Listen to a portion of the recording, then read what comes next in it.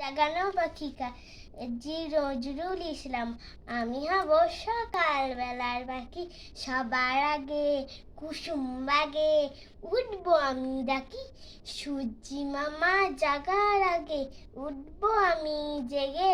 হয়নি সকাল ঘুমো এখন, মা বলবেন রেগে। বলবো আমি আলসেমে ঘুমিয়ে তুমি থাকো, হয়নি সকাল তাই বলে কি সকাল হবে না গো।